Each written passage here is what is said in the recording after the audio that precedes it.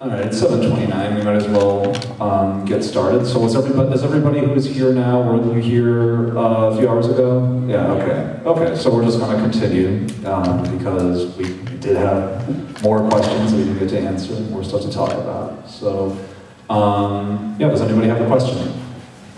In the front. Well, I wanted to bring up that I've noticed that as the definition of a game has broadened and more things can, well, that games are going in more interesting directions, the definition of what a real game is has shrunk. So, you know, like, Gone Home, that's not a real game. Yeah. And point-and-click adventures aren't a real game. Like, one person I remember said that Tetris wasn't a real game. Like, Tetris.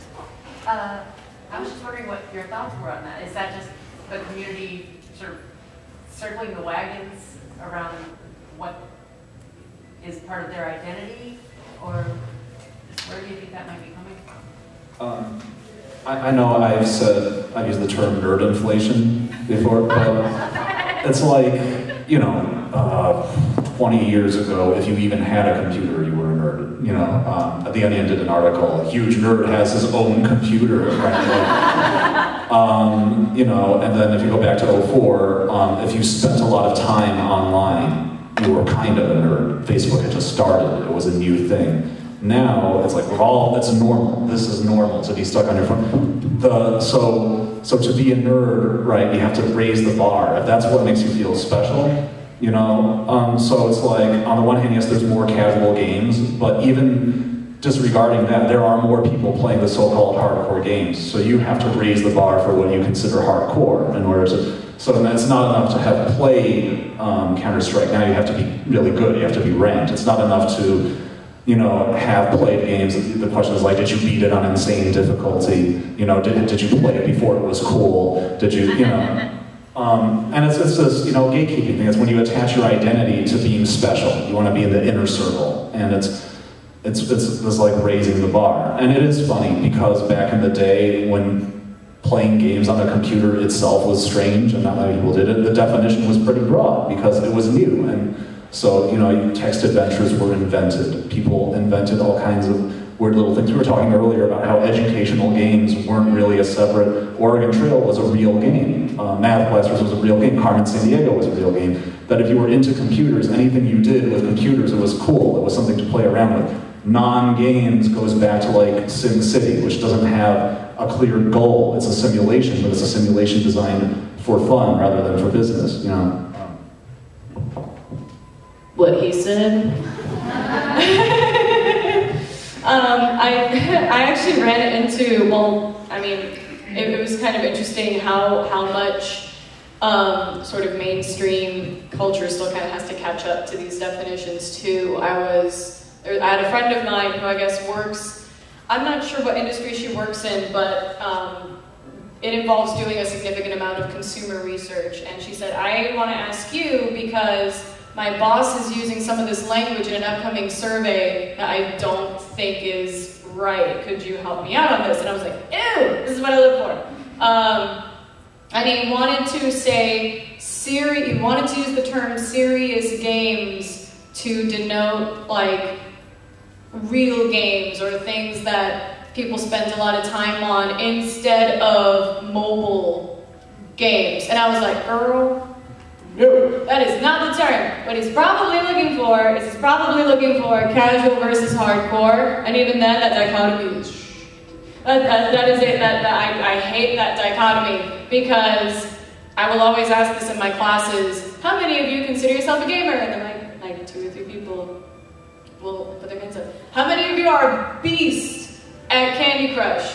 More hands go up. It's like, oh, you're a gamer. I guess the worry is that if everybody's a gamer, then nobody's a gamer. And the term is okay, and some people are like, screw it. If everybody's a gamer, then nobody's a gamer. The term has no meaning in it, and I like that identity, and I want that identity.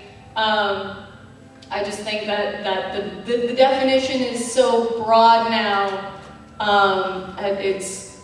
it's cool and it's okay. It's sort of like, you know, I don't know. It's so weird that it's like this particular medium. It's like, if everybody likes the Avengers, or like if everybody likes bowling or something, my calling myself a bowler isn't cheapened. You know, I don't know, it's weird. It's okay. And like take a step back and realize like there are other people that you can talk to now about this stuff. That's awesome! And people aren't necessarily gonna look at you as weird as they used to anymore. Like that's cool. That's good. I hate getting wrapped up in the like game, not game discussion because I'm like, you having fun? Cool. This is actually something I've thought a lot about.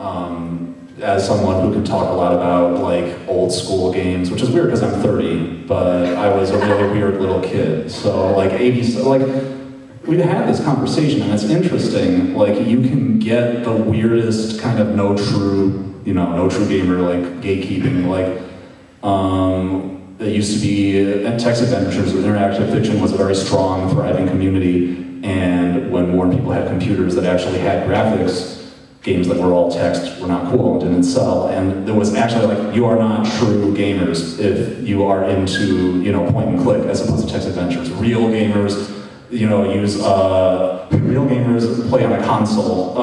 The old meaning of console, on a console display and not a graphically rendered, which is insane. Like, if they were right, then everything from like 1990 onwards is not a game. But that was a real attitude because people felt like they were sort of under siege. And you get that, like, some of the most popular games in history are games that were initially called not games. Myst was one of the most best-selling games ever, and there were so many people saying, this isn't really a game, this is a glorified hypercard stack. It's not, there's no, the funny thing being it was adventure gamers who were saying that. There's no inventory, there's no object manipulation, so it's not really, it's ridiculous to say now, and everybody forgets it. Everybody now says, oh, of course Myst is a game. It shows up on the best game of all time lists, and no one questions it anymore. But at the time, it was controversial. Gone Home, I actually said, this is familiar, and I was like, oh my God. And like, I forget what year, like 1988, we had this debate over the game Portal. Not the current Cake is a Lie Portal, but there was a whole other game, Portal, that was a story game. You couldn't lose, you couldn't die. It was a huge bestseller. A lot of critics were into it, and people were like, this isn't really a game, and if we allow it to be called a game, we are somehow cheapening the world. It's not Zork, so it can't really be a game.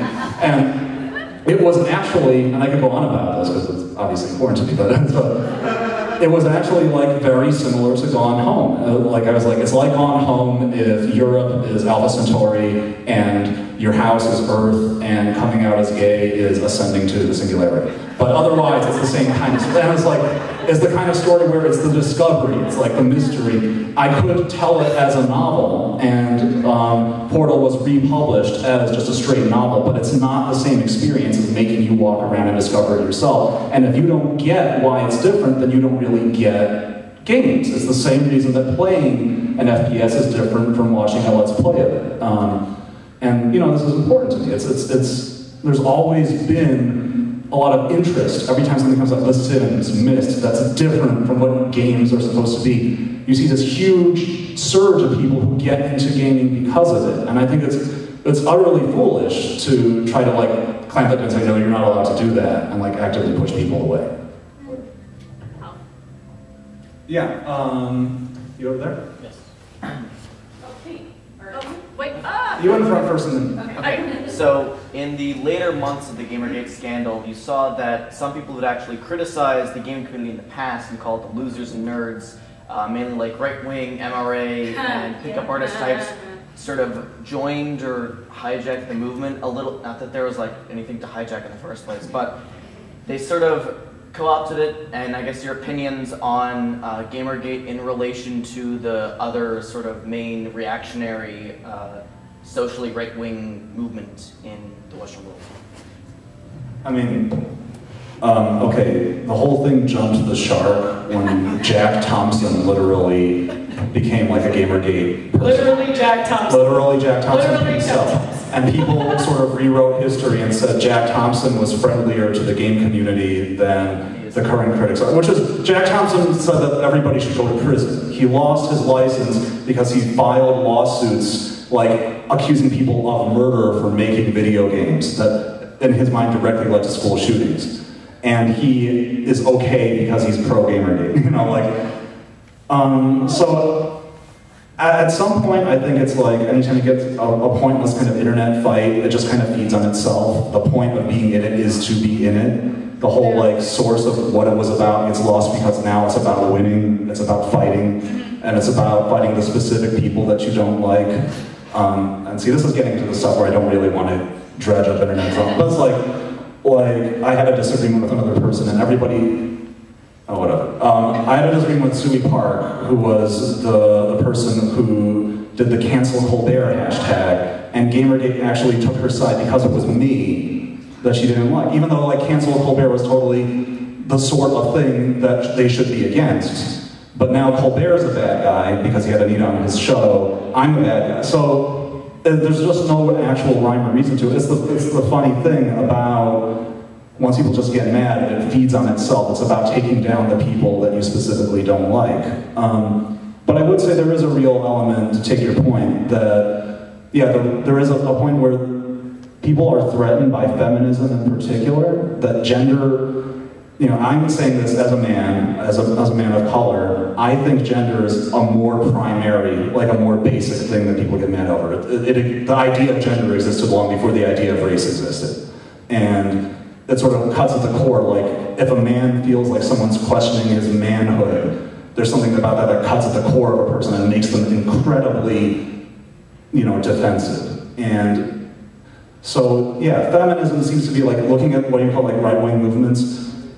It always comes back to the man-woman, like manhood, masculinity. That what is wrong with the modern world is that manhood has been undermined. And the angriest people are the people who have that like personal stake in it. That there's something about being emasculated, like just even the word emasculated. The image of having your balls cut off is somehow like in academia, you know, emasculated. You see it over things that are not literally having your balls cut off. And somehow that image, like so-and-so is emasculating so-and-so by portraying him as such in his paper, you know, like, so. You know, that's sort of like the root of it, right?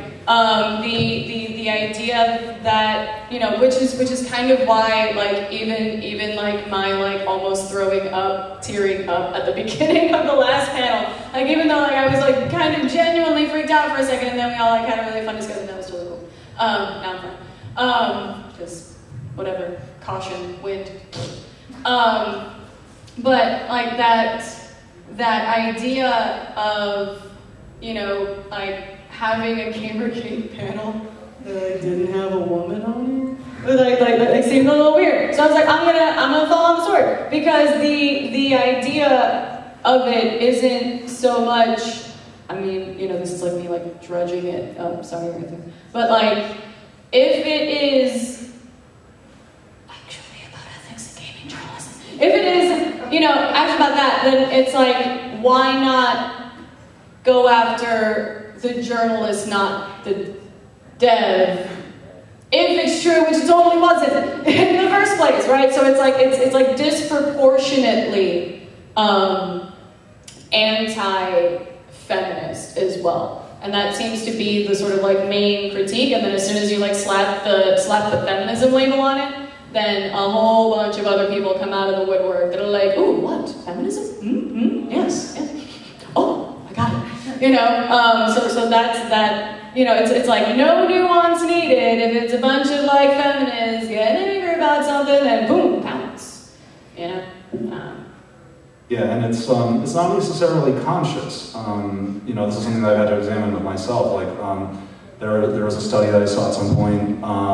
People perceive a crowd to have an even gender balance in a movie when it's actually about like 3/8 women and the rest men. Yeah. And if you actually have 50-50 women, they think it's dominated by women. This is just like, it's almost programmed into us, and people don't think they're doing it. Like teachers, male or female, they count the number of times they call on people in class, and usually they call on twice as many men as women, but they think they called on the same number. And so it's like, people will say, no, Anita draws attention to herself. So-and-so draws attention to herself. She's an attention whore, right?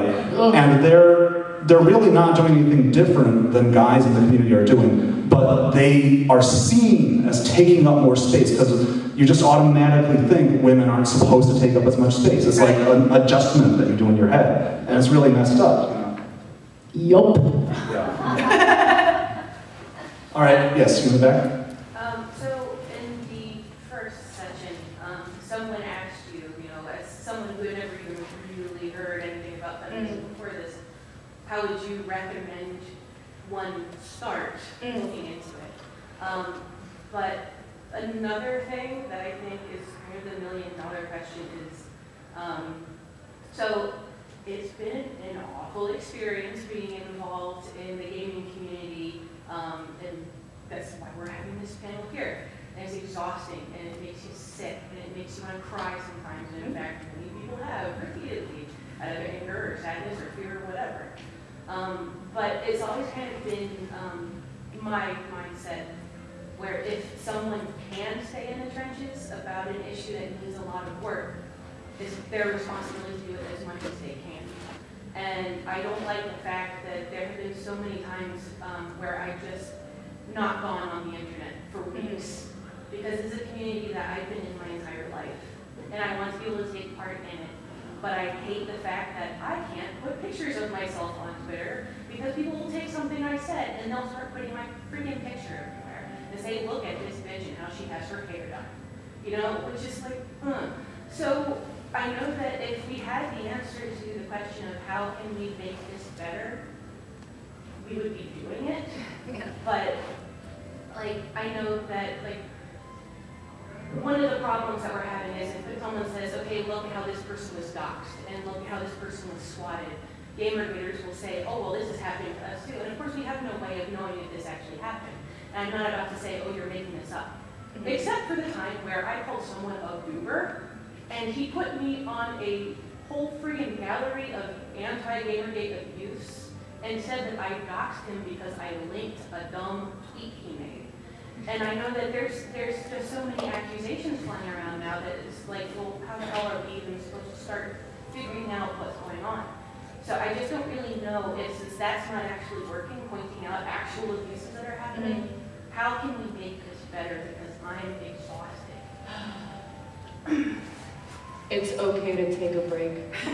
Self-care. Please do that. Please take care of yourself and be awesome and amazing, and treat yourself 2015. Be awesome. And thank you for doing any work you have done. And it's totally cool to say, you know what, my mana is low. I need to recharge. And it's totally cool to do that. And I'm glad that there are some people that do and have like Brianna Wu sometimes has I don't know how she freaking does it.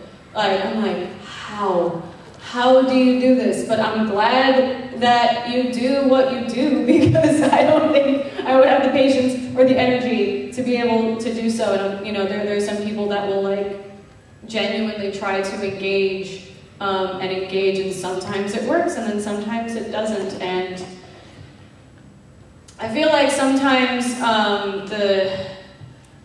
there might be some people that you're going to reach, and there might be some people that just because you're you and because you have whatever stance you have, they will just never listen to anything that you have to say. And then you just have to be like, well, I hope that you remember that you and I have way more in common than we are different, and that we both love video games. And I hope that we can both find some joy, and I hope that you can find some joy in creating something positive, rather than tearing somebody down. That'd be really awesome. The end blocked. I don't know. It's hard. Like sometimes, it's not gonna work. You can't set up an intervention, with every single person. You're just gonna drive yourself insane. But I don't know what the response is to that. Yeah, I'm just going to jump in because that's actually an issue close to my heart. Like, what is it, what good are you doing by getting involved in internet fights? I am a person who spent my life getting involved in internet fights. I'm one of those guys. And it's usually guys. It usually is guys. And better than me.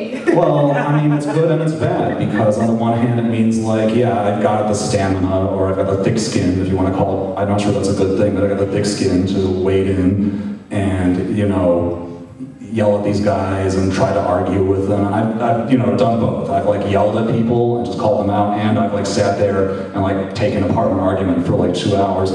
But yeah, and the thing is, they're gonna drag you down easier than you can lift anybody up. You lie down with a dog, you get up with fleas. Is one of the ways and it brings out a side in me, even if I think I'm doing it for good, for justice. The internet, social justice warrior thing, if you're spending all your time fighting, it makes you an ugly person. And at some point I was like, the cost to me isn't worth it. It's fun to use the gaming metaphor, and I was for a long time. It's like social justice barbarian. It was like, my role here is to taunt and draw aggro, but unlike in an MMO, it doesn't end. It just keeps going. And a better analogy than that, which someone else, Randy Harper, used, was that this is like a constant DDoS attack. That it's not about the arguments. Most of the arguments they probably don't believe. I was stealing myself for really stupid arguments I know people don't believe. Arthur Chu, I have evidence that you're a rapist, from a YouTube video that you did. That kind of thing. And it's not to, like I said earlier, it's just to mess with you, it's to get your emotions involved. And like the whole deal with the DDoS is one person has a website that they'd like to put up, they like to say a bunch of randos on the internet have low-orbit ion cannon down on their computer, and that's all they do. So there's one person who's trying to accomplish something, and a bunch of people who have nothing better than to tear you down. You're going to lose if you try to fight head-on, directly. And so it can't be about that. Like Twitter fights can be, it can help. Like I think that, to pull a random example out, like the only reason we're paying attention to Bill Cosby right now is because people didn't shut up. People kept getting tired and shutting up. There were waves of people trying to talk and then getting tired, but eventually it broke through just because someone made a mean joke about it. In fact, a comedian made a mean joke and that stuck where the allegations didn't. But, for every one of those, there's so many cases where this fight just spirals out of control and becomes its own reason to continue the fight, and it drags you down before you lift anybody up. And there's got to be better solutions than that. I'm on the side of thinking there's got to be better technological solutions for dealing with abuse on the internet rather than just expecting people to take it and dish it back out for everything that they take. But yeah. This is sort of, your answer kind of went into what I was going to say, is that a lot of people, one person in the previous panel sort of mentioned obliquely that the Gamergate advocates would randomly accuse people of various kinds of isms, and one of them was ableism, simply because one of the prominent Gamergate people had some sort of disability. And one of the things that it keeps just getting to me is the denial of the fact that every one of us has social skills problems, right? You can't just excuse people acting like massive jackasses because those people have social skills problems because they're gamers. And the rest of us are somehow not gamers, and we don't have social skills problems. And we don't have any emotional reaction to people randomly attacking us on the internet because we've never been bullied like they have. And we understand social norms unlike them because somehow there aren't any people on the autism spectrum or with social anxiety disorders in the anti-Gamergate crowd. And I don't know what to say about that except for that every time that someone in our community says, well, actually, no, we have disabilities too, that gets used against us, and we can't even say that because then people will start piling on people who said that they had a mental health issue and trying to get them to commit suicide or trying to get them to have a panic attack, trying to get them to be triggered if they say that they have an actual trigger. And I just don't know what to do about that.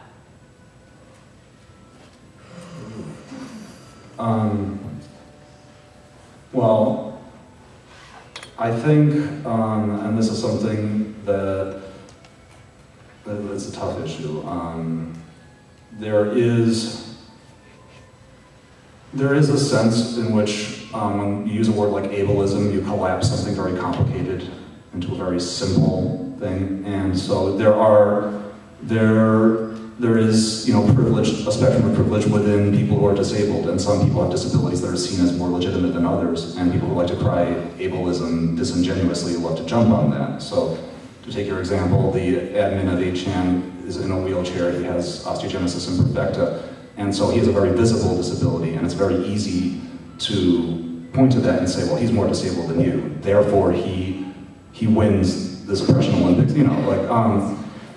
to say that certain forms of illness aren't real because they're less obvious. And a lot of that, when someone says they have depression, that always happens. Oh, you're looking for an excuse not to work.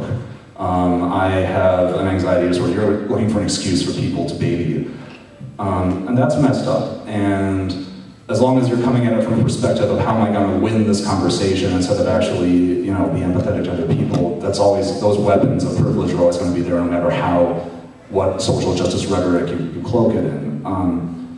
But to take your particular point, I do think this is strongly tied to gender, and it's tied to gender in a weird and complex way. And I'm not going to say it's simplistically that men have an easier time of it, but the fact that we link the idea of having poor social skills to masculinity, that it's a guy thing, means that there's a certain narrative that guys can insert themselves into more easily. And so you notice it's always the awkward guy and the popular girl, and the popular girl being cruel to the awkward guy. And you notice that the narrative is always the responsibility is entirely on the popular girl to understand and empathize with the awkward guy and do the thing that will make him feel good. It's never that maybe he should understand her perspective, or that they mutually don't understand each other, and that it's nobody's fault that people are hurting each other's feelings. But instead, it's this is gonna sound very women's studies-ish. There's an emotional labor that we expect women to perform. Women's job is to be nice. Men don't have to be nice. Women have to be nice to men. If a woman's mean, then she is failing her duty as a woman. And so there's actually, there's very strong evidence, for instance, that being on the autism spectrum is as common among women as men, except for a few specific symptoms. And those symptoms are because women are socialized much more strongly to not display those symptoms.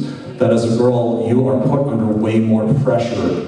You get shat on a lot more for, not smiling, not making eye contact, going through social niceties. And that actually means that autistic women may suffer more, be put under more stress, but not look like externally they're autistic. And that's a really big part of this narrative, the Gamergate narrative, or the narrative of this subculture. There's, we already talked about, the Chan culture, a lot of these are guys who have a very strong belief. Women have it easy, women understand social skills, women have social capital, and men are the ones who are, being rejected because of it. And it's a very false, but very easy narrative. And I can see, once you understand, this is a story that we're telling, that the story is always about men struggling to get women to like them, and it's women who hold the keys, and who, then you can step back and say, okay, but what if we flip that script? What if that story's bullshit? What if the woman needs something from men just as much as men are the ones with the power to withhold it, and they not only have the power to withhold it, but they get to say, I'm withholding affection because I have an illness that keeps me from doing it, so you're being even crueler to me by pointing out that I'm being cruel to you,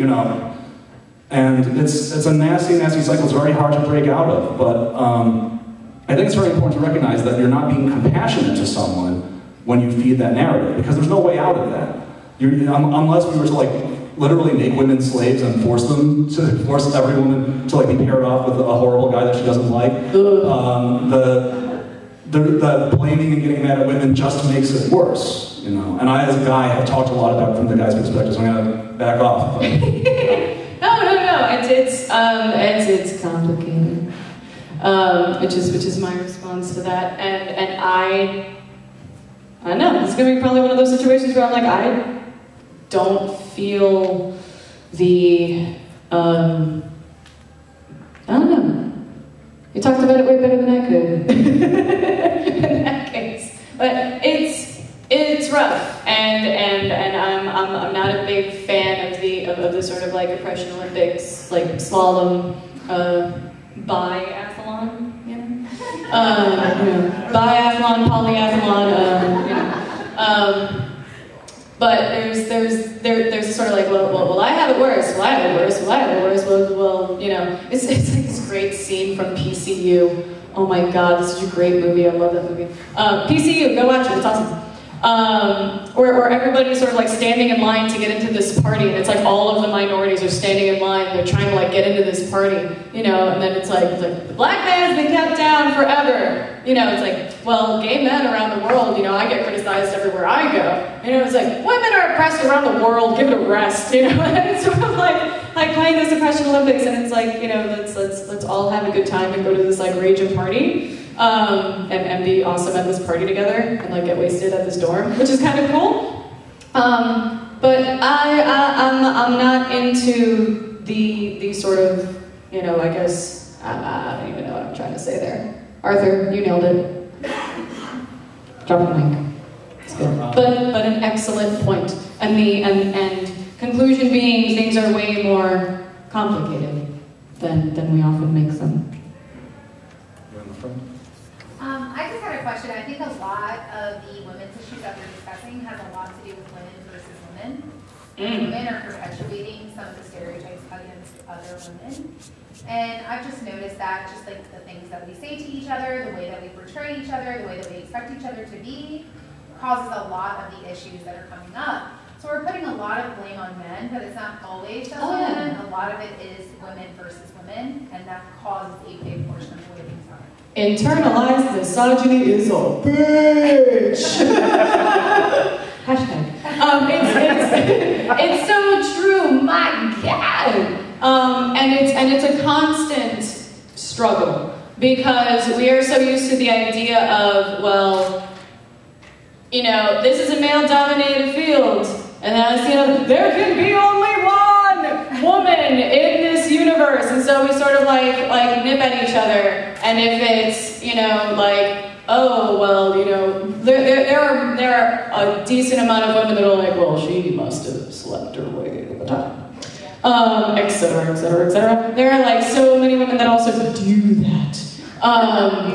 And the other sort of big thing is that, you know, a lot of us don't recognize it and might have that in our pasts, and it's, you know, it's like we could probably like count one time, we probably like, you know, like ladies probably been kind of shitty to our fellow ladies, and that sucks. Because it's very like backstabby, especially if we're sort of like entering this space, you know, then like what's gonna happen if there's someone else like me in this space? Am I no longer, you know, going to be unique, or, you know, because the system is set up so crappily that sets us up to fail, we feel like there can be only one. Starts this little like Highlander thing, and it's also an excellent point, and we need to we also need to recognize the ways in which we also need to be kind of like also like lifting our siblings up, and taking care to do that, and outlining, you know, all of the awesome things that everybody else is doing, you know, and being, you know, try training yourself to be happy that someone else is having some sort of success, or training yourself to be happy, because that means not that the person is taking up a space for you that was meant for you, but more that like this person may have opened a door, or like make it so that there's an extra chair that you can sit in instead of it, you know, fighting for the one chair. But yeah, internalized misogyny is a thing. It exists, and it sucks, and it eats you up inside. But and it's a constant examination and struggle, and nobody like snaps out of it overnight. You know, it's it is an everyday negotiation with yourself and other folks. But yeah, it is definitely a thing that oftentimes doesn't get recognized either. And one of the things that I think is funny is that we talk about, you know, being oppressed versus, you know, being the dominant culture, as though being dominant means that you have the choice, you have agency, and being oppressed means you don't. But when we're talking about this war of oppressed people versus oppressed people, it's funny because it becomes the opposite. The reason the people of color lash out at other people of color is because in this conversation, we don't think white people have agency. We predict their actions as a given. It's an environmental circumstance. Racist, you are fucking me over by allowing racist white people, you know. The thing that really struck me, a lot of women who were doing the pile-on, this is the first time I'm going to say her name tonight, Zoe Quinn, when Quinspiracy, Gamergate started, the narrative was actually, like, a woman actually said, I'm trying to get into game dev, and Zoe Quinn has ruined it for me, because whether or not these allegations are true, she's made it look like you can sleep your way to the top, and now all the men are going to expect me to sleep my way to the top. So, wait a minute. All the men are going to think this about you, and that's one woman's fault, because all the men have their opinions controlled by the actions of one. I was like, you know, this has been said before, but like, feminists don't hate men, feminists love men, because if you listen to old sexist ladies who, you know, are getting along and going along, they hate men. Like, the way they talk about men are awful. And they're fine with it because they just accept men are awful, men are pigs, and you just gotta, you know, you do these things to control men, and it sucks, and it's horrible, and you stab other women in the back to do it, but that's okay, because that's just how men are. And I don't wanna live that way. I don't wanna be that guy, and I don't want the women in my life plotting behind my back on how to, like, control me because I'm this monster or animal. And but you know, it's like Chris Rock, I always quote Chris Rock because he's like the gospel of Chris Rock. But like, when we say that President Obama achieved a great thing by becoming the first black president, it wasn't his achievement, not to take that away from him, but the achievement was not on him or any other black person, it was on white people. Because if you say it's his achievement, you're saying there were no black people qualified, and black people had to become qualified enough to deserve it. No, there were plenty of qualified. White people were just too racist. The achievement is white people getting less racist, and the progress that we're making is the hope that the next generation of white people will be even less racist. And that's it's the same thing here. It's like, feminism is about the hope that men can suck less, that women don't have to play the game, right? And that should be the mutual goal. And if you come out as most of the women, you know, who are on that side of the conversation go and say, well, that's just how men are. You can't expect men to be different. Then you're insulting me. You're attacking other women, but I'm the one who's being insulted. And it's like, you know, woman to woman girl talk. You can't challenge men like that. You have to play the game. No, you know, I don't accept that. I don't think women should accept that. It's just your nature, Arthur. You can't help it. It's biology. All the way in the back. Interesting thought. So, Gamergate, although it still is a massive thing, is falling in popularity over the past couple of months. Because, you know, as we all live here, it does get tired of these things. Yep. I mean, the Bill Cosby rape allegations, I mean, that was about 2 days. I mean, people still know he's a rapist, but it's not talked about at all. That's just brought up something. So, currently, there's still a bunch of Gamergate channels, like, you know, You're Talking Action and Twitch hashtags and stuff that are still getting tons of posts, but there's a very big possibility that it may be like a year, 2 years, and all of it may die out, and it might not be a Gamergate. It's just part of this media. But what would be some pros and cons of the Gamergate being done? Like, for instance, perhaps a pro could be that, I mean, people who have to fight against it daily won't have this massive strain on them anymore. But a con could be that it's perhaps decentralized the misogyny that happens from gaming. It makes it more difficult to pinpoint who these people are and what exactly they're doing. So I'm just, if Gamergate somehow died out of popular by the internet, would that be ultimately a good thing or that, or some of those things? Could we, like, put some gasoline on it, and then like doused it in fire, and then like put the ashes like in a wood chipper, and then drowned them in the ocean. Forever and ever. I see what you're saying-ish.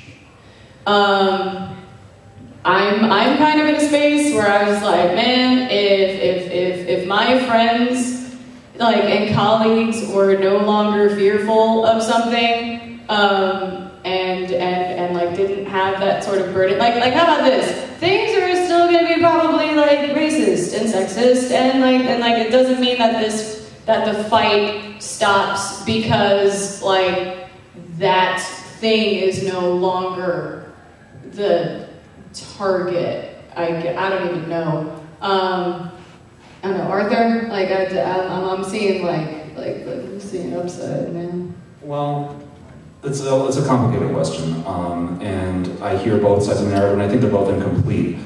When you say like, well, this is just revealing something that's always been there, and it's good that we see it now because we can combat it. To some extent, that's true. On the other hand, I don't actually think it's true that, because this is a very Gamergate kind of narrative, is that they will say, well, we're not hypocrites, we're revealing what everybody thinks. You're just being politically correct, and the more we reveal what people really think in their heart of hearts, people really are racist in their heart of hearts because that's what they really believe, at least we're honest about it. That is a kind of thing, there's no real you except what you do. To me, that's a big part of growing up. Okay, we all have thoughts, we all have things in our heart of hearts, but who you are is who you decide to be out in the world. And even if initially the only reason people stop doing horrible things is because they know they're not supposed to, is because of social pressure, fine, that's still good. Because one, it means that there are real people that they're not hurting, that the real harm they're causing isn't being done. But two, it's a fake until you make it kind of thing. When interracial marriage was forced on the country through a Supreme Court decision, there was a majority against it before, there was a majority against it after, but it was forced on people. After it was forced on people, it was normal. The next generation grew up and never knew it hadn't been normal. And the next generation after that forgot that there was even a controversy, and people's minds changed because the situation changed. This idea that a change has to be authentic in some way it's a flawed idea. That, you know, what we want is to treat it fairly. And I don't, at the end of the day, I would like for people to treat me fairly because they really want to, because they really understand that I'm a person and that I have value, but even if they don't, I still want to be treated fairly. And maybe that means their friends will treat me more fairly because they think it's normal, because that's for people. We're socialized by the people around us, and eventually what was forced on them will become sincere. But even if it isn't, my life's happier as long as they're treating me the right way, you know? Yeah. I don't know. It'd be nice to just like not, you know, have to worry about like death threats or like emotional stuff, or like being able to like walk around a con and just like be awesome, and not have to have like a bunch of people in like neon security vests, like if I'm gonna say some shit, you know, like that would be nice. That would be great. I see no downside to that. In the middle? I think one of the important things is to try to combat the idea that online gaming is not, like, people think it's not real life. Mm-hmm. Like, when I first got an Xbox and I was complaining about the way that dudes were treating me, my ex-husband was like, oh, well, it's just online gaming. You know, you have to thicken up. Yeah, and I'm always attacked by not just those people, but the other people going, well, you're just being over emotional and you have to get over it.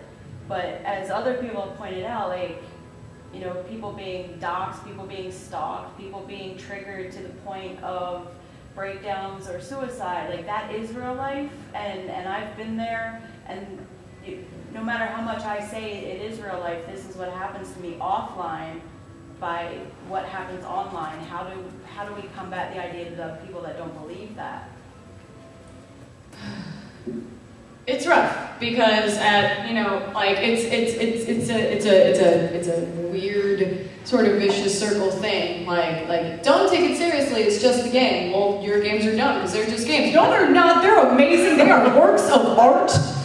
They have the ability to make people cry and affect people in very, very emotional ways, and they can like affect society. It's like, okay, well then, if they have those kinds of really, really awesome effects that you're fighting for, maybe, just maybe, it's not all good. And we could probably like throw like a whole bunch of studies at that, you know, at that idea. You know, things like the Proteus effect and like how games can be awesome in terms of, you know, like have an awesome character, feel awesome, that awesome carries out into real life. And we like to sort of like look at those and uphold those things, but then when something potentially could threaten something by pointing out, hey, you know, this is also like the kind of crappy thing that is enabled by the system, and it's like, oh God, this is just being silly, come on, just take it, it's fine, it's whatever. It is like death by 1,000 paper cuts. And it's kind of it's hard to sort of make people see that, and I don't know like how you could point at someone and be like, yeah, okay, that's cool. You know, okay, you might have gotten this a couple of times. What if you got it like every single time you signed on and you got it, like just because you were you all the time? And this is a greater symptom of what's happening to me in the fleshy space. And I hate to say like in real life, because I'm going to drop a phrase by my friend Nathan Jurgensen, who is an amazing, cool person who writes a thing called cyberology. Send that out. He's a really cool guy, and he came up with this concept called digital dualism, which is the idea that that the virtual space and real life are two completely separate spaces, and that is something that is pervasive in the media. Like the idea that, oh, well, if you're online, you aren't managing, you know, the way that people see you. It's like, yeah, well, what, like people don't do impression management in fleshy space? Like we're just doing stuff. We just have really cool tools to do it that we don't have here. It's hard to get people to that point, but I think if you sort of like point out the idea of like just like put yourself in my shoes and see what would happen, like if this was you. And I think the fact that that there are people that just can't respect the idea of another human being so hurt to that point, and like that doesn't make you feel anything, like you get nothing out of that, grow some empathy. Like put yourself in somebody else's space and just realize that like this sucks for so many people. And is my response to that. And it's hard to sort of do that, but it's and it might take work to try and like educate, you know, someone, and it shouldn't just be on you to make somebody grow empathy, because it's like not my job to educate you, bro. Like I get paid to lecture, man, not getting paid for this, dude. Like. It's, you know, it's like there's like places to point people, or I don't know. It's a matter of like being able to feel some sort of compassion and somehow finding a way to identify people as people and not just like faceless avatars in a crowd. We're people, man. People that feel stuff, and like stuff hurts and it sucks. You can't uphold games as being these profound, amazing, interactive experiences and then say, it doesn't have effect at all. It's just a game. It's like BS, dude. Blah. All the way in the back? Yes, you. So we talked earlier on the official panel, we were talking about like underlying issues. And something I thought about, I'm not a sociologist, so tell me if I'm wrong about this, it's just something of interest to me. Something I thought about is like an underlying issue besides human nature not catching up with the modern world is the issue of globalization and something I've noticed where like when movements or ideas like isms grow big enough, they start to fracture. Just as more diversity grows in and people have their different takes on it or their different criticisms and their attempt to make it better than disagreements here. Like I've heard people say like there's no problem with comics, there's no sexism in comics because 47% of the readers are women, they're buying these comics, so clearly they're fine with it, as opposed to they're just trying to make it better. And so the question sort of comes out for me, do you see this conflict that's arisen now between whatever it is, geek or otherwise, do you see it as sometimes inevitable because it grew so complex and so interconnected that people started to realize that they weren't actually uniform and they wanted to make it uniform to their preferences, or is it something we could have avoided in some way, like we somehow had a better education system for better people? Was it something that we really could have avoided if we tried, or is it something that just it was going to happen anyway and it's a matter of how we're dealing with it now that's proper or improper? So you're, just to rephrase a little bit, you're talking about like geek culture or comic culture fracturing, splintering, and people not being able to deal with the growing diversity? Is that the question? Yeah, like when suddenly it emerged that girls actually play video games, it's like, okay, maybe we can deal with that. Then the girls start saying, we want video games to be more to appeal more to our taste. Like we don't want as many skimpy bikinis that serve no purpose except for the male gaze. And Now you've gone too far. There's been no problem before. This is not geek culture. Geek culture is the skimpy bikini, and it's not this idea that these people are trying to make it better. They want to be included in this group, and they want to make it better. But instead, they are now this other group. They are no longer part of geekdom because they don't conform. And therefore, we must war on them. Right. Like, do you see that as something that could have been avoided, or was it just an inevitable problem of growing complexity? My view of human nature is jaundiced enough that I don't ever really say it could have been avoided. It could have been postponed. It could have been ameliorated, maybe, but I don't think anything.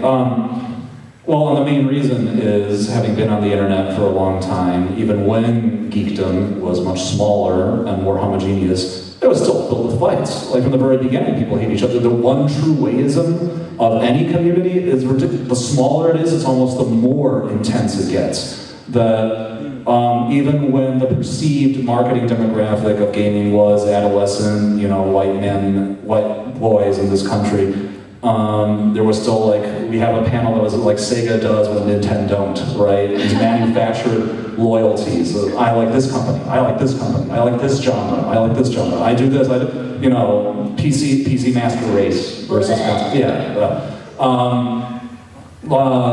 going way back 70s and 80s, there were really staunch debates that I still don't understand between different groups of literally a few dozen white guys at one university versus a few dozen white guys at another university creating this hacker debate between the Unix versus PDP-10 culture. It's just there. It's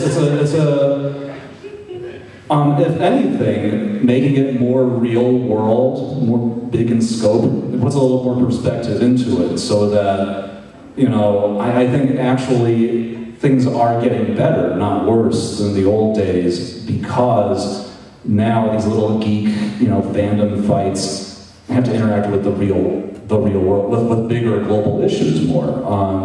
That women who care a lot about representation in comics, contrary to what some people might say about them, but we care about that because we care about wider issues in the world. It's not just about comic books. And there is just as much bile that actually is just about comic books. People arguing over continuity and canon. And so if anything, at least I can say this is a fight about something that actually matters in other ways. And what I saw so many times, I was like, man, I miss frames per second debate. I miss Xbox One v PS4. Oh God, I miss those days. I long for that, because at the very least, like puppies weren't dying, like at least, like it's something else. I don't want to, try to think of is there a time machine? Is there one mosquito that I could have fixed in order to prevent this from happening? I don't know. But I do think that some of the tools that make it worse, I think, are maybe some of the tools that make it a little bit better in a sense, because, we can have like so many multiple spaces for us to have these conversations.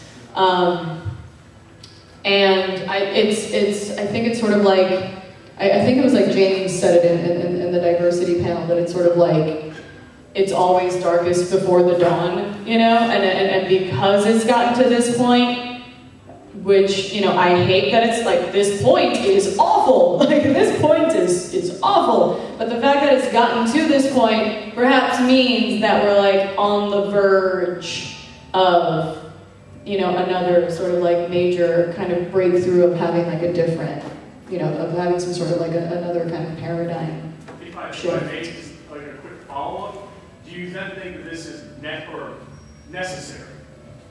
Ugh, no. Questions like that, as a history major, I hate questions like that. Necessary. I don't know, it happened. I'm not God, so I didn't have the power to say, no, it's not necessary, let's skip it. It happened.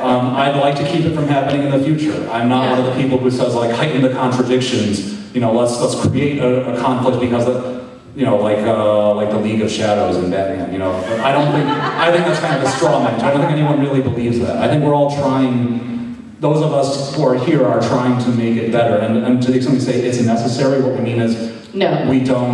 We can't think of a way to stop it, so we're gonna live with it, yeah. It's sort of like it's what it is, it's awful. I would love to live on a planet where this didn't have to happen. I would love to live in a world where this, where this just didn't have to happen, and we could just call ourselves silly and just enjoy whatever console or gaming situation we like, and 30 versus 60 frames per second. I long for those days. I'm gonna say no. Knowing what my colleagues have gone through, I would venture to say that I would love to live on a planet where literally nobody, regardless of what your stance on anything is, nobody would have to experience the things that these folks have experienced. I will never use the word necessary. Awful. Blech. Yes. You mentioned a paradigm shift, and it seemed like in a lot of the examples you provided, such as hip-hop and sports and Xbox Live, they aren't male-dominated. So historically, there have been other cases where this has happened. What are your thoughts on progress in fixing that problem of there being vastly more males than females? For example, what if on Xbox Live, they raise the prices of games, but since they know the gender of the people on Xbox Live, maybe provided discounts for the games that were more along the lines of in the category of male-dominated, and then that would fix the gap between the genders. And then it's much like the way the American education system works with scholarships and whatnot. What are your thoughts on that? Do you think we can pull anything historically from how we've run this country in the past?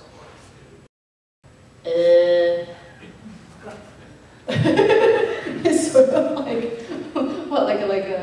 don't know.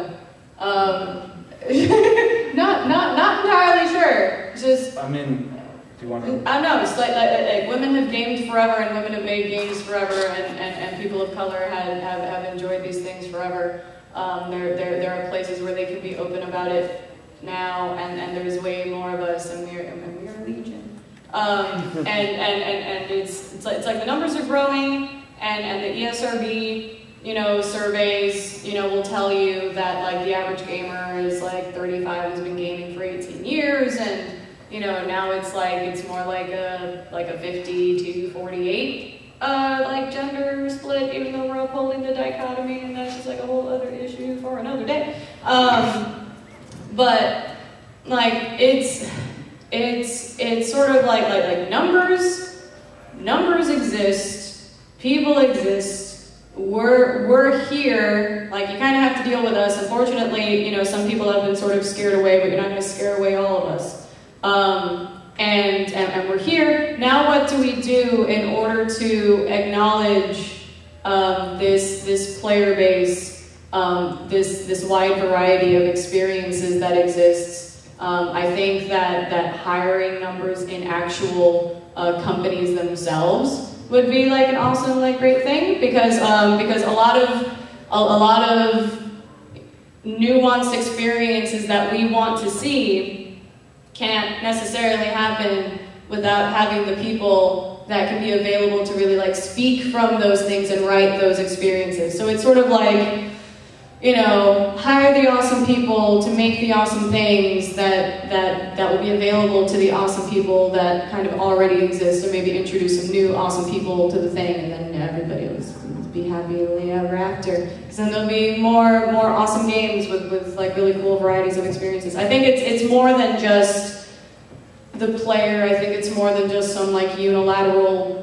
thing to do with price, which would be weird. I think it's more like, and women exist. That's the other thing. It's like we're like oftentimes in these conversations we tend to pretend that there were like literally no women making games ever until 2050 or something, right? It's like we've been here forever, like been around forever, had to deal with like a whole bunch of stuff. It would be really, really cool to A, acknowledge the work that's already been done, B, spread a lot of the really cool work that is already happening, and hire more, hire cool, hire diverse, and get those diverse stories out there. That diversity panel. Cool. I'll jump in and say, like, your question actually kind of elicited a strong reaction in me, because, what you're describing, we've joked about. We've got, gaming feminist Illuminati t-shirts. We've joked about, like, well, someday we're going to just kick down the door and take all your games and burn them because you're horrible men, and only women will be allowed to play. But, what you're describing is a very blunt sledgehammer kind of thing, which could legitimately, cause harm. We could have all these discussions about it. I think it's irrelevant because outside of conspiracy theories by Gamergate, that would never actually happen. Like if I went to Microsoft and proposed that, they would laugh me out. Like if they proposed that, they would get so much hate mail in just like 5 minutes, and then they would back. That kind of thing wouldn't happen. And so it's off the table, for better or for worse. But, the truth is that kind of blunt hammer kind of thing, treating it as a numbers thing, we just need to pack more numbers in here. This is why I talk about like the sociological term minority doesn't necessarily mean numerical minority. You can have a majority, you can have a huge majority. If minority meant numerical minority, then South Africa wouldn't have been a horrible place for black people to live because they were the majority the whole time. Yep. Look at professions like teaching, which are majority female, but women still there's a disparity of how men are treated versus women. And it's complicated. It's a matter of we all come into it with this feeling that men have sort of the right to speak, men take the right to speak, and women cede it to them. And it's a pattern that's not necessarily just based on looking around and seeing how many people there are in the room. It's a pattern that starts earlier than that. So any solution is going to be slower and more subtle than just like we're going to find a sledgehammer way to like pack more women into the room. So that's my response to that. Yeah, in the middle, over there. Me? Yeah. All right, so earlier in the evening you mentioned a sort of a jock culture in gaming, and given that and the lack of women in the gaming industry, what do you think about that and this perceived emasculation of this culture given the history of women in computer science? Oh, that's a good one. Oof. Boy, I would love to see like my girl Grace Hopper showing up in all the textbooks. It's hard, right? Because it's one of those sort of like you can't be what you can't see situations, and a lot of times people won't even know what the history of the own thing that they enjoy actually is, it becomes easy for us to say, well, you know, it's just really, really hard because it like just, you know, just hasn't been anybody and it's just hard. It's like, no, there've been plenty of people before. And it's hard, and people kind of, you know, women in the industry currently do kind of experience some pushback by their being there, and the thing is, it's so subtle too, the things that we deal with, and that's kind of what makes it a little bit harder in a way to talk about, because it would be so much easier if we had, like, back in the day, like your classic, like, all right, sugar, secretary, you know, make me a sandwich and then, you know, fillet me. That'd be great. You know, like it's not like it's not. I mean, in some places it is still that blunt, but like it's a lot more of a subtle situation now. It's the mansplaining. It's the, in a room full of people, you know, your point gets made. And then somebody else 5 minutes later will say the exact same thing you just said, and they'll be like, wow, that is a brilliant idea. That's what we should implement that immediately. And you're like, yo, what the hell? Right?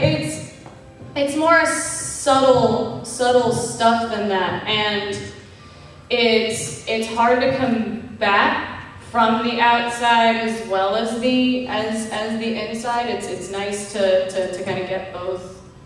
You know, like have women, you know, have sort of safe communication spaces where they can, you know, like talk to other women and be like, you know what, you know, I'm having this issue, can I just please have, like, somebody else tell me, like, no, like take that to HR. Yes, that is a problem. Because oftentimes if you're the only person in that space that might feel this culture, might feel like this issue is an issue, then you're like, well, it's probably just me. I'm probably just taking things too hard. And that's the kind of stuff that ends up perpetuating this vicious cycle, because it goes unquestioned, it becomes okay, and then it becomes, oh, well, that's just like programmer culture, that's just the way it is, and you have to, you know, be able to just like deal with the culture if you're gonna work in this company. I'm like, no, screw that, dude.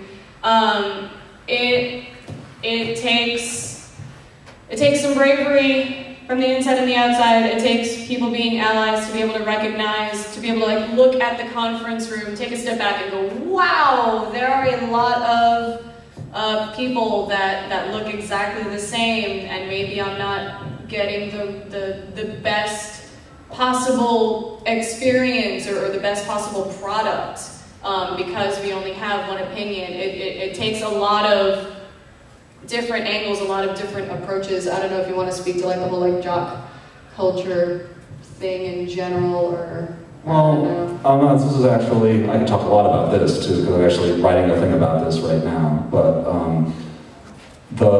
the definition of women's work and men's work, it's often not the actual set of skills, not the thing that you're doing, but the way in which that thing is viewed. And so on a simplistic level, it's just like, as soon as you can make a lot of money doing it, now it's men's work. Cooking is women's work as long as it's unpaid housework.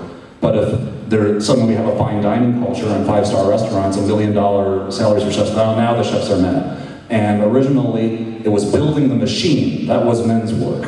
Programming the machine was a form of like caretaking. It was a kind of running the machine, and women did that, just like women operated sewing machines or women operated the panels on phone lines. So programmers were women. In fact, the word computer originally applied to women who did math manually by hand, and that was just an extension of that. It wasn't until we had this shift where not just that programming was more highly paid, but it was less, I built a machine and you got to figure out things to do with it, but now code is a thing that you're making in and of itself.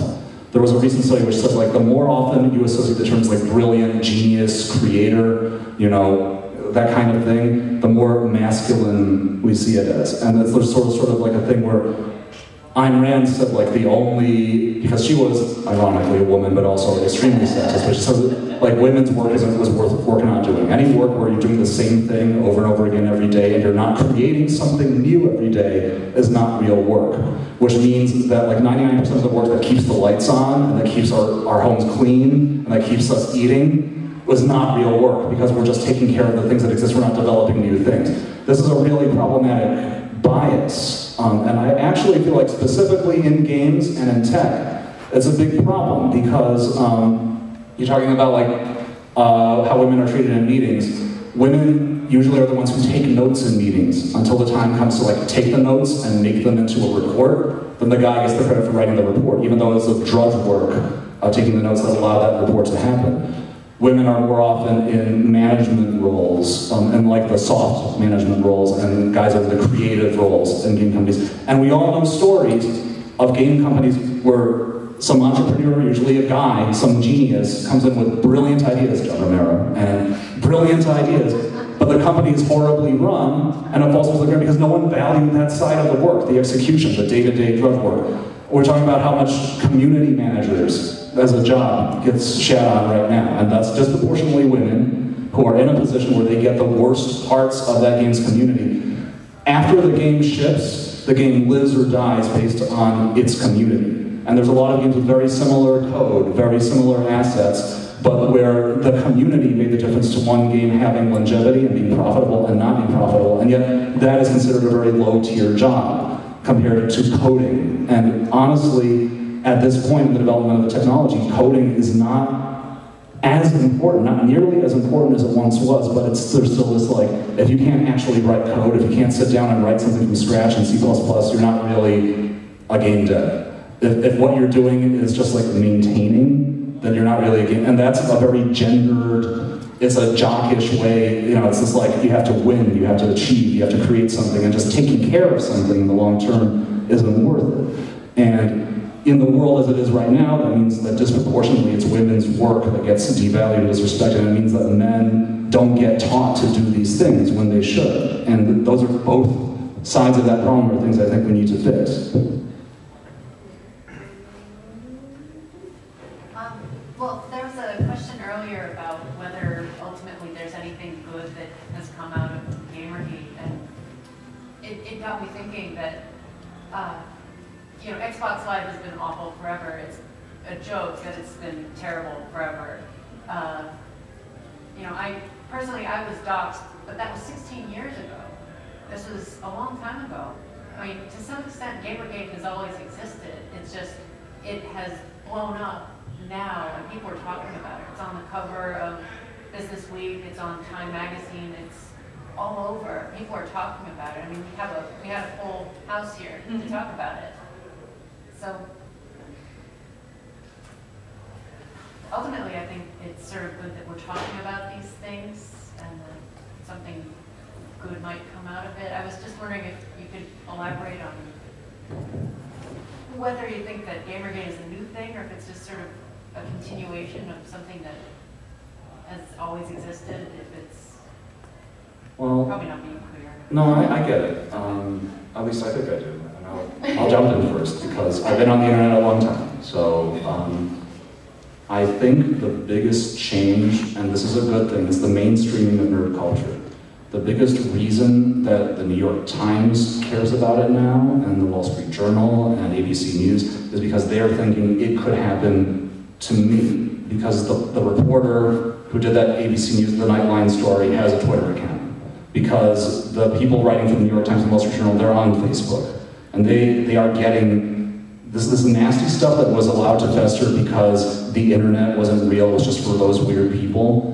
Is now like, it's part of everybody's lives, and so now it's everybody's problem. And this is why I really feel for girls who got into digital culture and nerd culture at a young age, because they're at an age where the rest of the world didn't understand and didn't care. And it was very much this, what were you doing in that part of town kind of thing. That I know, like, if in the 90s, a girl who was into like MUDs or something, or into Chenrons, and she got attacked and harassed, people would say, wait, you were on a chat room on the internet? What were you doing there? You know, normal people don't do that. So you were asking for it because you were there. The positive sides of it, the why would you do it? You know, the why do I need to be online? That wasn't communicated in the world. Even now, there's a split between the generation that's like, it's terrible that I can't go on Twitter without being harassed, and the generation that says, why are you even on Twitter? What's the point? And you have to explain all of that before they'll take you seriously at the police station, right? But But we're getting to the point where people are saying, you know, okay, the internet's a wonderful tool, it's invaluable. To not be able to use it is to be cut out of a huge part of our society and our economy. It's all of our problems. Now I'm a normal person working for ABC News and I wouldn't want to be thrown off of Twitter, so now I understand, you know? Yes. It's hard to think about finding a silver lining in these things. I'd like to think that it has it has an interesting effect in the sense that, hey, you know, it's introduced me to a lot of people and introduced me to a lot of people's work that I might not have otherwise known before. Or like now, you know, people can kind of come up to me like, oh, you're doing the video game thing. Have you heard about this? You know, you had no idea how many of my professors are now emailing me going, have you heard what's happening? Are you okay? And I'm like, well, you know, if anything, all those folks that kind of looked at me weird when I said that I was studying video games, now they're like, oh, that makes total sense. It's like, you are on the forefront of something I know I was trying to tell you this entire time. And it's important. It sucks that this has to be the thing, but unfortunately, you know, I hate to, you know, use that whole, like, if it bleeds, it leads kind of thing, but, you know, we could talk about, like the Journey soundtrack got nominated for a Grammy or something. Like, we could have that conversation and have that be awesome, and then people are like, what, huh, okay, cool. Death threats? Tell me more. So it kind of sucks that this is the way it had to happen. But I would like to think, and I hate that so many voices that otherwise would have been awesome and were awesome and continue to be awesome have abandoned games now and are writing about other things or have completely abandoned that stuff altogether. We have lost a lot of people along the way, and that is tragic.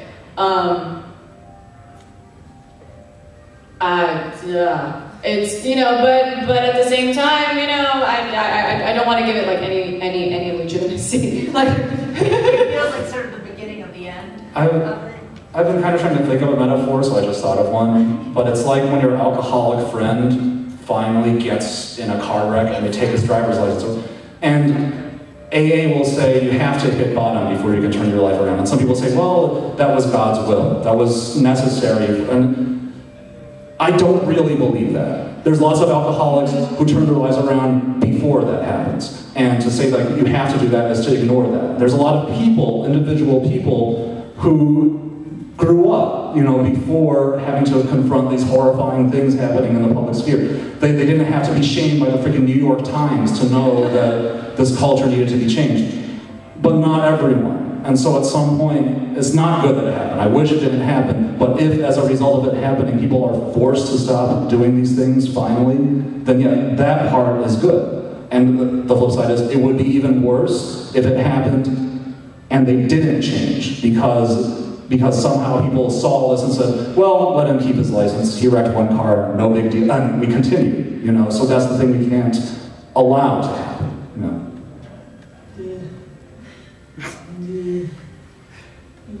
Yeah, go ahead. I guess thoughts on the idea I've heard brought up that part of the sort of conflict is that gaming, which is coded masculine, the identity is based primarily on consumption and what media they consume, whereas a lot of like other fandoms that some gamers may feel threatened by or dismissive of are based primarily on their production and like the fan art and fan fiction and the things they draw from the media they enjoy instead of simply the fact that they enjoy it.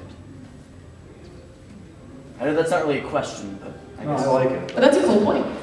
Yeah, I always thought it was really interesting that fan culture, the specific thing, fan fiction, fan art, the sort of like live journal stuff that started around mostly TV and then branched into things, that was a very female-dominated, and that's very old. It started with like Star Trek fandom and the zines in the 60s and 70s.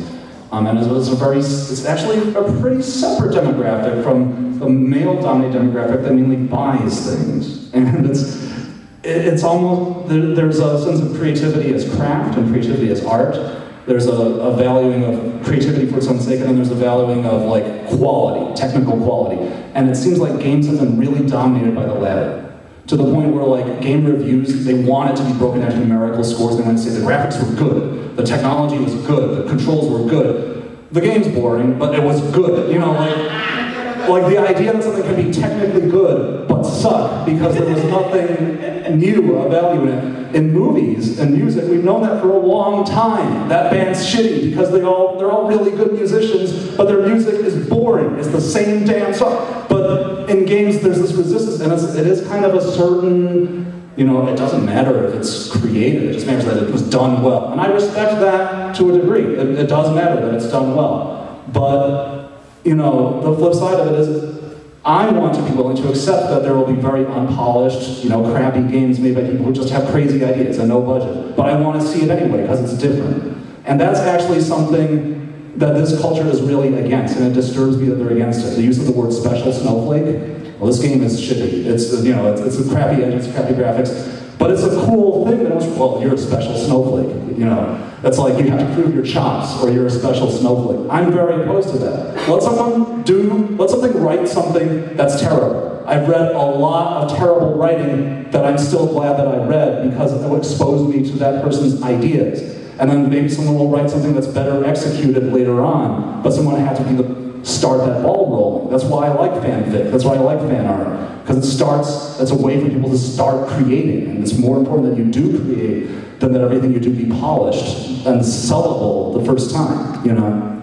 And I think there is definitely something to the idea of consumption, which kind of like makes me think of the way that things are marketed.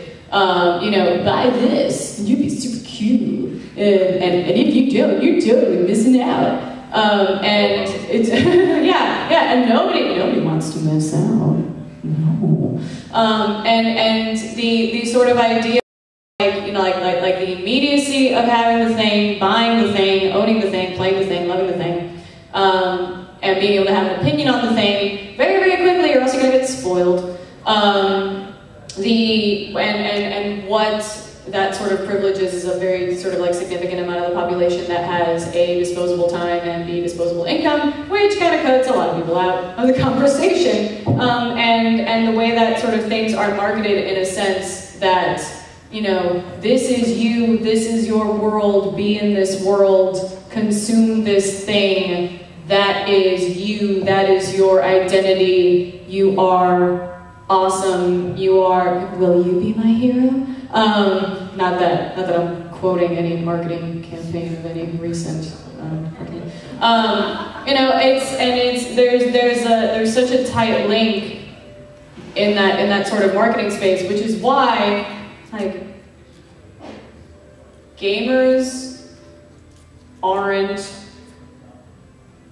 dead. That is not an actual thing that was actually said anywhere. That sort of whole thing got like blown out of proportion. It's the idea that because our actual space is so diverse and so awesome, to be able to have to and to narrow it down to this one segment of the population and keep doing things in this specific way to reach this amount of people, it's not feasible, it's not tenable, it's not, you know, something that should be done anymore. We need to shift what our concept of the gamer is, because it was like more of a marketing concept. Like, bro, you are like so into this, you are way more into this than other people are, which makes you an awesome expert. And you should totally continue to be an expert because this new hot thing comes out in November, and you better get it. And be totally cool, and be the first person to do XYZ on your server, and be like the first person and the best person, and have these achievements and that achievements. And that thing gets privileged so much to the detriment of what we actually have in this space. Yeah, this has been a really long answer, but I just feel moved to like, we're gonna have a Keep it thing, going. we're gonna have a thing about like the idea of the video game canon. I think it's a later readers panel. I hate canons. I hate them. They're loud. They're noisy. They make smoke. I hate them because Pachelbel's canon. Screw it. But it's a term from organized religion. It's a hegemonic. Why would you want to recreate that? The Catholic Church, the Roman Catholic Church, the early Roman Catholic Church in video games. But you know, the idea of the Western canon. You must read Shakespeare. You must read. Why would we want to recreate that in this young, vibrant medium where we're supposed to be trying to, you know, throw away the idea that there's, and I love Shakespeare, right? But to throw away the idea that there's one thing you must do. At a webcomics conference I was at, you know, we were talking about how the idea of who do you invite to a webcomics conference, there's not even a good answer. It doesn't make any sense. There's people who love webcomics, who like devote their lives to webcomics, but have never read XKCD, and never will, because it's not their thing. Who have never read Penny Arcade? Or I could go from the other side. I've never read questionable content. I could like name all the webcomics I know, and there's probably some of you who wouldn't have heard of any of them, and then some of you who would have like a whole list that I hadn't heard of, right? And that's great. That's what webcomics are, because they're so easy to make. So anyone can develop a fandom and develop, you know, for all the things that are the cliches about how webcomics always start out crappy and have terrible delays and stuff. But you can create a community around a very idiosyncratic idea that one person can develop a webcomic that's all about the transgender experience, all about, you know, Pokemon fandom, all about whatever. And that's wonderful. And in gaming, why do we say you have to have played, you have to have had an SNES, you have to have played Super Mario World, or you're not a gamer? That's like saying, you read books? Well, have you read Stephen King's The Stand? You haven't? And what kind of books? Those aren't real books. You know, like, it's stupid, but we're still stuck there, and we need to get unstuck from that, you know? Blah. Yeah, canon sucks, because it's kind of another, you know, as we were talking in that diversity panel, you know, like there are some people that are like, hey, you know what? I could not afford a gaming console, so I do not have the experience that you have. Does that make me any less a gamer because I got into it in like 2003 instead of like 1989? No! You know, that doesn't make me any less cool or any less like a fan of this medium. And I think, you know, having that is just like, it's like another form of gatekeeping. And I hate the idea that, and then of course, you know, there's also the idea that there is like a certain geek cred situation that I have trained myself to do, and now I have to train myself out of because I recognize how like dumb it is. That if I am a woman who talks about games, they're gonna be like, and I go, my brother taught me how to read with a Nintendo Power. We played NES. There was a moment where I was playing Zelda, and because I used the Game Genie and I couldn't die, I couldn't save my progress, which means that I would, instead of turning the console off, I had to turn the TV off, leave the console on, in order for me to play the game and be able to finish it because I wanted to do a speed run. And like I have to like list all of these things in order for people to be like, sounds legit. Sounds legit. He's like, Arthur, you play games? Yeah. Done. Yeah. Look, I got a shirt. And I have a shirt. That was great. Yeah, a shirt. Right? And it's like, you know, buy the shirt, do the thing, have like the, you know, I have Xbox earrings, Xbox buttons on my ears. Like, it's totally cool. Like, yeah, like, oh, I don't know. No, I was just blah. Maddie Myers actually wrote an article where she talked about her game journalist uniform. Yes. And it's crazy. But I can totally, when you think about it, she says, well, I can't wear something cute. I can't cosplay, or people will think I'm not actually a journalist. They'll think I'm just a fan. Exactly. If I dress too cute, they'll think I'm a girlfriend. If I dress too formal, then they'll think I'm a marketing lady, because those are the people that they're accustomed to. In order to be seen as who I am, I have to like go through this mental calculation. I have to wear jeans, I have to wear a t-shirt, but not too cute of a t-shirt, you know. It's this crazy, but you hear things like, you hear black people saying, I have to wear a suit when I'm on the metro so I won't be stopped by the cops. I don't have the luxury of dressing in a hoodie and jeans without being a black guy in hoodie and jeans. It's the kind of mental calculation that those of us who have a certain amount of privilege, I can be a geek no matter what. I could be wearing a suit, and I'm a geek who's wearing a suit for some reason, right? But it's, that's the kind of, when you step in someone else's shoes, you start thinking these are the burdens that we put on, these are the barriers that we put up to, feeling accepted in this world, Oh my God, yeah, and from that article, which I absolutely adored, was born it was like hashtag FemDC, and there was a day where it was you know what? Just be unapologetically femme. Fuck it. Everybody wear dresses if you wanna. Everybody wear a skirt. Everybody wear high heels. Let's do this. Let's be unapologetically femme. And it was kind of weird. I actually tried it because I'm so used to this I'm gonna wear Converse and jeans and a jacket and that's all I do. And I'm slowly discovering the right to be the right to be femme, and that's okay. And I think that's also kind of linked with common attitudes about feminism too. The idea that now I think we're heading into what people understand is second wave feminism, and that is the big thing. That's the thing that got the most media attention, was the second wave feminism, which had its awesome stuff, but then it made it into we don't have to be housewives. We're gonna go work and we're gonna go do this stuff, which unfortunately the pendulum swung into the if you choose if you choose makeup, if you choose femininity, if you choose certain kinds of expression, or if you choose to stay at home, then you're hurting our cause. And I think the pendulum is finally sort of swung in a direction, but people are still struggling with the idea that I think sometimes people point out he's Anita wears makeup, she's a hypocrite. You have such a not that great understanding of feminism if that is what you're pointing at. It's interesting that we have to, kind of use this canon, this uniform, this stuff, these plushies, I love plushies and stuff like that. But the idea that you have to sort of have to have some sort of an ID to be able to show and have people to check, and that is disproportionately used. Not everybody gets to need that ID, and death to the canon. Cool. Yeah. The hand. I just wanted to add one thing to the choices about what you are and are allowed to wear. Is I have maybe 30 different geek t-shirts at home, and I left every single one of them at home because I didn't want anyone to come up to me and start asking me a quiz about whatever t-shirt I was wearing, because I would look at something and say, well, I've got my Little Pony t-shirt, but I haven't watched, the most recent season. It's not on Netflix yet or something. So I haven't watched that.